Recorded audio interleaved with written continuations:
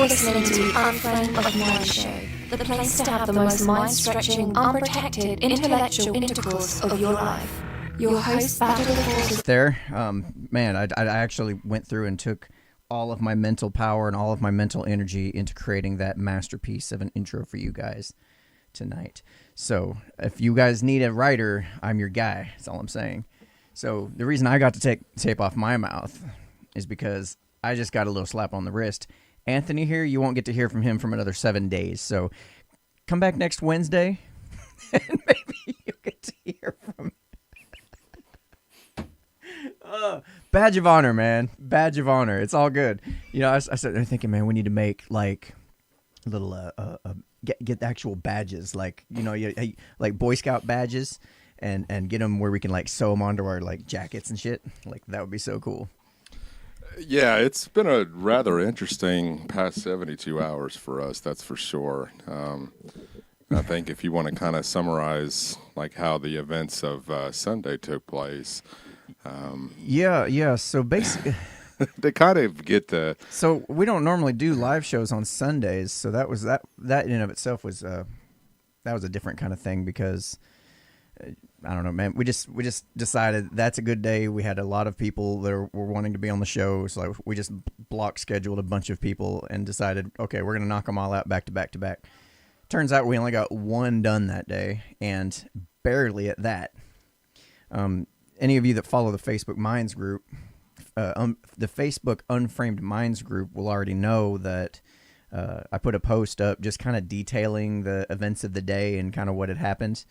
So if you want to check that out, feel free to head on over to that, and that'll give you more of the details. But just in summary, basically, we just struggled with technical difficulties the entire day. It was ridiculous. I mean, up to like literally 2 minutes before we were fixing to go start recording our first interview of the day, all of a sudden my internet connection goes out completely. Like I have no internet at my house, and I've got that which has never happened to us. Well, yeah, and especially since I got the brand new fiber cable, man, it's not been an issue like at all. Like I've had really good internet connection. After that, as I'm calling, trying to figure out what the problem is, my phone's going out. You're losing signal on your cell phone. Yeah.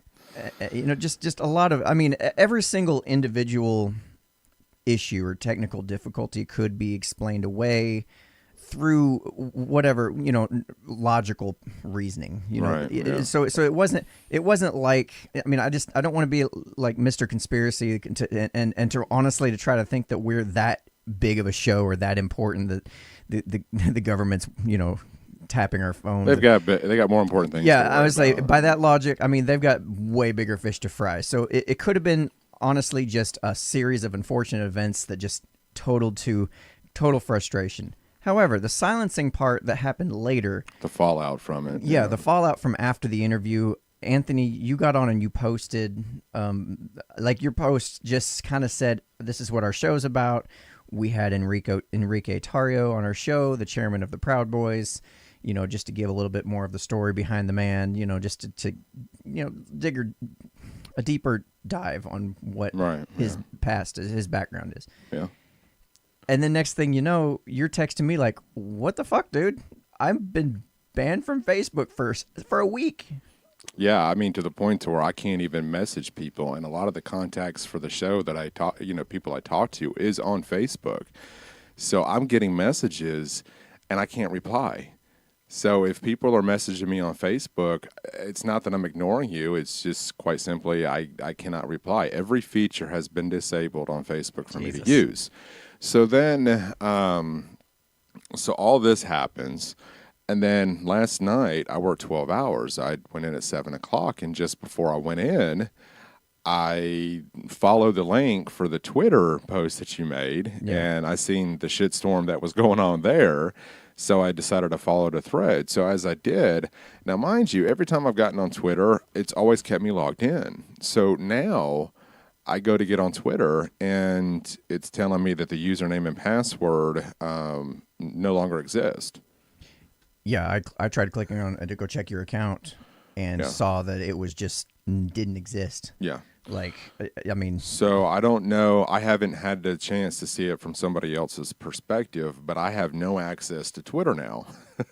yeah. So- So you'll see here in my profile for the main Unframe of Mind. By the way, if you want to follow me on Twitter, it's at Unframe of Mind. Yeah, little Anyway. promo plug. I have you attached to that, co-host Anthony, and when you click it, I get user not found. Like you don't exist. You're gone.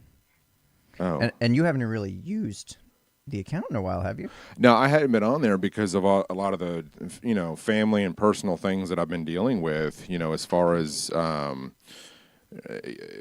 I lost my stepdad and then just a lot of family events have been going on, I just haven't been really active on Twitter at all. So I go to get on there to kind of get back in the swing of things, and then I see the post that the tweet that you had made, and I was just kind of like, okay, all right, well, Yeah, I don't know. that was a whole nother shitstorm based on the fallout from that interview, because we had somebody by the name of Samantha Yeah, interacting in the comments during that live stream, right. and then it got carried over to Twitter, and Right. and she's I posted her Proud Boys hate map on my Twitter feed and asked, hey, are the Proud Boys really a group of hate? You be the judge. And now I've got a bunch of people on my Twitter feed like reaming my ass, and some of them are even, somebody sent me a picture of our shop on our website asking if that's how we're making our money. Shop. Yeah, where I have the T-shirt sales. Oh yeah, on there. yeah. And I'm like, no, not really. Most of the shirts we sell are all in person. So I guess they dropped that. But, I know one of the tactics of the left is to continue to attack your source of income. Mm-hmm. So I don't know. Maybe it might have been just harmless. I mean, I don't want to assume malice, without having any kind of proof of that. Seems like the interactions I've had with Samantha in the DMs have been friendly. I think we're talking about doing some kind of a show, a collab of some sort. I'd like to have her on at some point to get her side of the story, Right. Because this is my theory that's been running the entire show. We've been discussing this quite a bit. Is that both sides, I think, by themselves are usually pretty reasonable people. It's just when they get together and the ideologies clash, all of a sudden you can't hear the other side at all. And I think if I can get her on the show and we can talk to her, we might kind of get a little better understanding where she's coming from. Right. No, I'm not trying to make judgments whether she's right or wrong, or whether Enrique is right or wrong or anything like that. I'm just trying to get to know the people and humanize the people that the other side, the other group are always attacking. Right. I think if that's something we can do, if we can actually humanize the people that we're claiming as our enemies, that maybe we'll understand that we're not quite so different. So it would be nice if we can start engaging from the other side. It would be beneficial for everyone if we can get both people to sit down. Enrique's already sat down with us and kind of gave us his life story, and of course, the situations with Portland and his involvement with the Proud Boys. And he said he's down to have a discussion with Samantha. Right. The three of us. So it's just, if Samantha's watching or listening, we hope that she takes that opportunity to sit down with us and discuss things with us. If she's gone back and seen any kind of previous shows, we're pretty easy to get along with for the most part, and I don't see why she couldn't come on the show and just have a civil debate about the Proud Boys. Yeah. Just out of curiosity to understand where she's coming from with everything that she's. I figure the best way to do it is to start with start with a conversation. Talk to her as just like we did with Enrique. Right. Talk to her, get to know her. What's her story? What does she like to do? What is she? What's her family like, or what's her background like, etc. Whatever she's willing to share, we'll talk about, and then we can get into the Proud Boy stuff a little bit, and then end up eventually doing like a moderated discussion or like a Q&A, like Enrique mentioned, between all of us, and just kind of see if we can find some common ground, Well, we got to crawl before we walk. Yeah, but right. Just to get her on the show and to talk to her one-on-one, is kind of ideally what we want to do. So we're going to put the pressure on you, Samantha, is to come on the show, reach out to us, and we'd love to have you on and talk to you. Yeah, her and I are already talking. So okay. okay. Yeah, we're already talking in the Twitter DMs. So, check this out though. It's funny you mentioned about. I'm going to make this. I just got to word it better because Anyway, I wrote earlier. Know how to make the elites' buttholes pucker. Have the Proud Boys and Antifa realize how similar they are and join forces. I don't see. Like, especially in its current form. Both of us aren't racist. Both of us aren't this, that, and the other. So it's, it's. Yeah, both of us want more freedom, more liberty. I think at the end of the day, if the Proud Boys and Antifa ever get along, it's going to be. I don't think it ever will, to be honest with you. But in the event that Antifa and the Proud Boys can seem to coexist on certain conversations, I would like to see that. Maybe it might settle tensions between the two groups for the time being. I don't think it'll ever stop. I just think that maybe everybody kind of needs to take a little breather and maybe understand each other's side a little bit better. It's kind of, what we hope for, at least, in the gist of it. Now let's talk, because the left, Antifa, Samantha, Enrique, none of them individually had anything to do with your particular banning. This is Facebook now. Let's redirect our attention now to Facebook's role in all of this and how. Okay. I'm sitting here thinking, okay, we're wanting to have a conversation with these different sides. Right. We're wanting to try to calm tensions.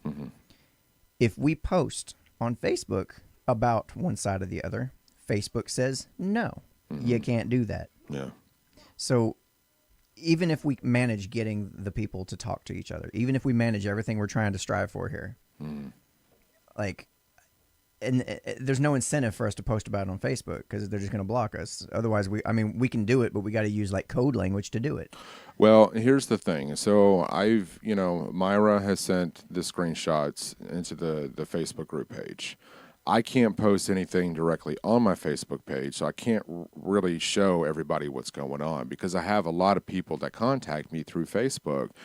So the last couple of, within the last 24 hours, it's unlike me not to respond back. So those individuals are probably thinking, okay, well, have I done something to piss him off? No, you haven't done anything to piss me off. I just can't respond back to you. Does it still show your little chat head bubble move down like you checked it? Do you know? What do you mean? Like when you check your messages? When I check my messages, are you on Messenger? Are you also blocked and not able to communicate? Yeah, I can't communicate with anybody. Look down here. Oh, so it's okay. So it's not showing your. Well, I don't know if it's showing your face going down or not. Like, because that's even more messed up that it shows that you checked them and then didn't respond. People get pissed off about that. I sent a buddy of mine an email, and he responded back, and I said thanks, and it says messages could not be sent. Tap for details. It says you can't send message right now. You are temporarily restricted from sending messages or making calls. Learn more about this, and what. Yeah. So basically, I just sent you a message on there. I'm just curious. Go ahead and check the message I sent. I want to see if it drops your little chat head on down. Yep, that's messed up, man. So basically, that's messed up. So they'll allow your little chat head to drop and show that you've checked the message. But now it looks like I'm ignoring people. Right. It makes it look like you're ignoring people. So for 7 days, people are going to get pissed off at me because I'm not responding back that don't know what's currently going on. The least they could do as far as programming goes is make sure your little chat head don't drop down and show that you have read the messages. Right. So people get mad when you leave them on red, So I deal a lot of I deal and I do a lot of business on Facebook. So with that being said, when my icon drops down, and like you just mentioned, that people are going to start thinking that I'm ignoring them, and that's not the case. So what I hope is that if people can share this video, if it's on YouTube, Periscope, wherever, I don't know how that's going to work with Twitter because I no longer have an account. I have received no notification. I have nothing. The only thing I know is that when you sent the link over the Proud Boys tweet that you put out, I followed that, and as soon as I followed it, it normally logs me in right away. Yep. So when it logs me in, I can go ahead and I can just post a tweet or whatever. It asks me to sign in. So when I go to put in my email and my password, it says this account doesn't exist. I'm not real familiar with Twitter, so I don't know what the protocol is as far as how they go about banning somebody. Yeah, I don't know. I've not been banned before.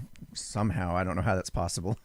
But well, I would think that it would kind of fall like within the realms of Facebook, where they would kind of slap you on the wrist and give you a little warning. I got nothing. yeah, I got absolutely nothing. not from even that. an email or anything. No saying email. No, you're- I checked my email. I've checked it over and I checked it again when I got up, because you got to remember I work nights. What happens if you go back in So- and try to re-register on Twitter using that username? Maybe it's because if there's no user found, maybe that name's available now.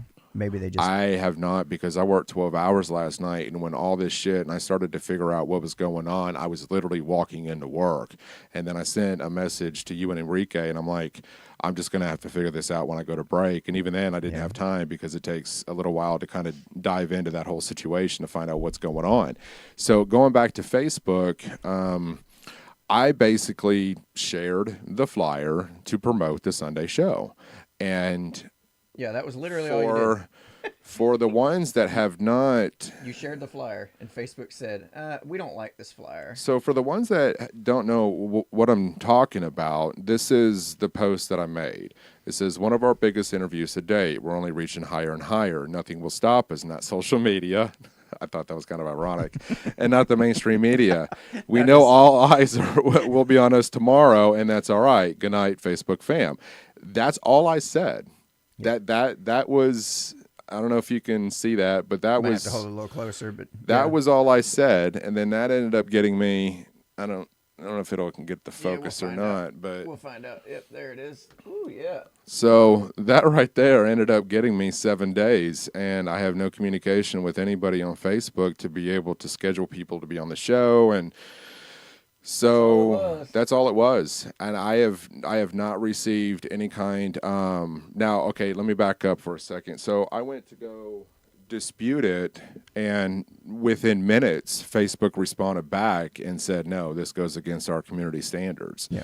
So it was like almost kind of That post a was- bot system that was just going ahead and just made it made its own mind. If I remember right, that post was up for a little while before it ever got taken down, didn't it? It didn't get taken down until after the interview. It was literally 24 hours after we did the show with Enrique. That tells me that it's possible that somebody reported it then. Well, I thought the same thing too, but here's the thing is that when you go to report it, when you go to dispute it, it usually goes into review for 24 hours.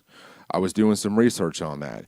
But when you go to dispute it and Facebook automatically turn around and denies that, that tells me that's the algorithms within Facebook that is flagging that, I guess, specific photo, or I guess whatever it was that I said in that, in that post when I shared it. I just didn't know if maybe, because that was before we turned the group private, and maybe somebody shared it out and the wrong person saw it. Either way, I whatever, don't and- really care. There was, even if some, okay, so You're even probably- if you're probably somebody, right. I don't know. even if somebody flagged it or reported it, what do they report it for? It's not hate speech. It's not a crime. Nobody's getting hurt. Yeah, there's no nudity. I went back in and I really kind of dug deep into the Facebook community standards.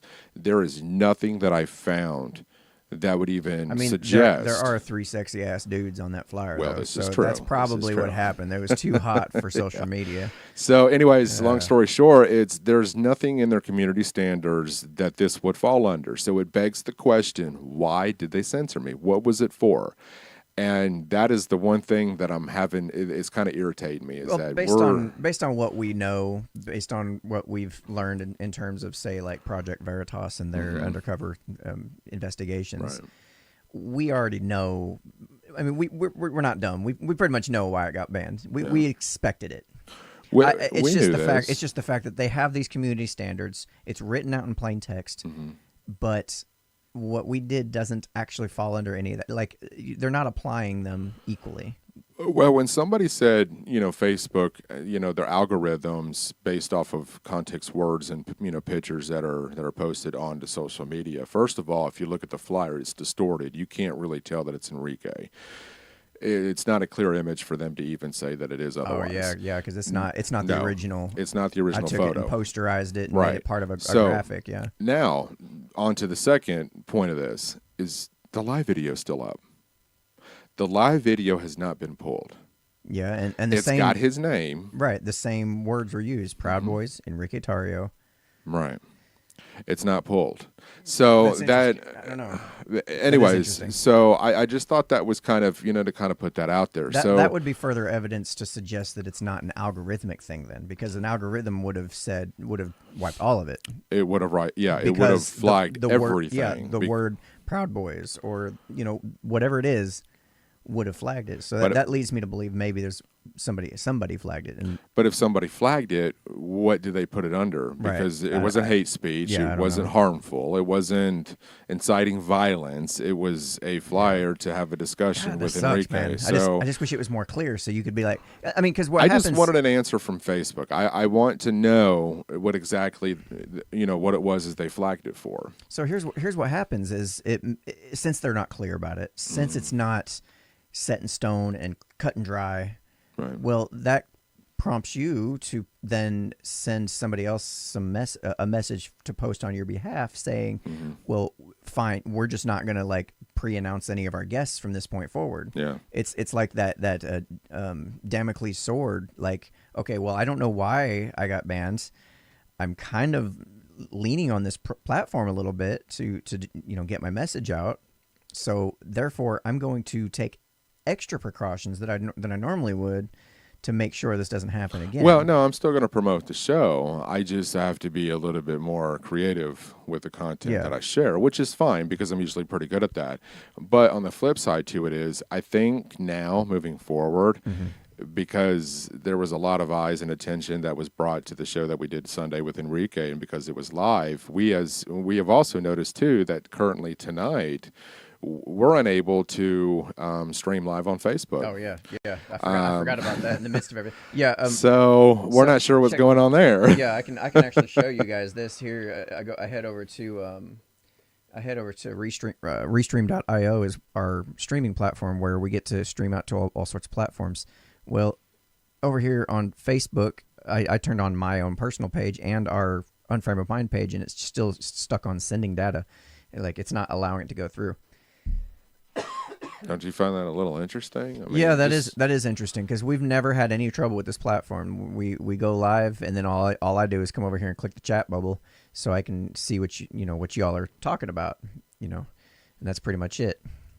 So I don't know. That's it's rather interesting. A lot of weird stuff going on. A lot of things that are just like not out and out saying, "Hey, you got your post shut down because." This, and now we're gonna shut you down for 7 days as a punishment because this, and we're also gonna not allow you to stream videos for this amount of time. Like there's no like cut and dry variables that we can work with that we can say, oh, okay, so that's what we did wrong, we'll make sure not to do that again. Like it's like mommy and it's like daddy just walking home from work and just yelling at you for no reason because he had a shitty day. That's what it feels like. It's like, what did I do? Well, it turns out you didn't really do anything wrong. And this is something that we kind of stress to people, and is, the more people share our content, the harder it is for Facebook to shut it down because more people are getting exposed to it. And then when that audience becomes so big and then everybody is seeing that it's being shut down, that creates a controversy. And that is kind of what Diamond and Silk went through. And, and then the next thing you know, Mark Zuckerberg is before Congress wanting to know why conservatives are being censored. I mean, we heard about Mark Zuckerberg's not wanting to know why. Well, no, He's being questioned Congress. why. Yes, I'm sorry. He was being questioned as to why, but we heard about it. We saw, Zuckerberg having to testify before Congress. A Congress that had no freaking idea what they were talking about. No, and the only person that even seemed to have the least bit knowledge was Senator Graham and it was and like Ted a bunch Cruz. of old geezers going, "Show me again how to use this TikTok thing here." Well, Senator Graham and Cruz were probably the only ones that were actually knowledgeable on this. Yeah. When they spoke to Mark Zuckerberg, but at the same time too, it's now we're showing the people that interact with this on a daily basis is now starting to see it firsthand what we're going through. Meanwhile, right before that show, I call it a show, but it kind of was right before Zuckerberg testifies before Congress, an hour before the actual meeting, you had a big bunch of guys sitting around a table with Zuckerberg, and Zuckerberg's like, listen, I'll continue to block conservatives and dissenting opinions. You guys just pretend to be stupid and don't know what you're talking about. And they're like, Wonder Twins powers activate. Yeah. And they get on in there and do their thing. Jeez. Well, it's unfortunate that these are the current times and then the world that we live in right now. And, and I've talked to Enrique a little bit about what's been going on, and he just said it's a part of it. Now, we're not one to ever, place blame on anybody, but we're very thankful we did the show with him. Yeah. We will never say otherwise. It's very unfortunate because of our interview with Enrique, it shut us down. It was a great interview. Yeah. I mean, it was a good conversation. Yeah. Like I didn't know who this guy was. Like Right. I've heard of him because of news reports. I've never met him. Right. So we like normal with all of our interviews, we're like, hey, let's talk to this guy, Get to know him. get to know him, see what he's about, make our own judgments about how we feel about him. Right. And we'll go from there. And then if somebody else has a dissenting opinion about what he had to say, come on the show. We'll talk about it. We've never not welcomed somebody on the show. Right. Like I've only had one guest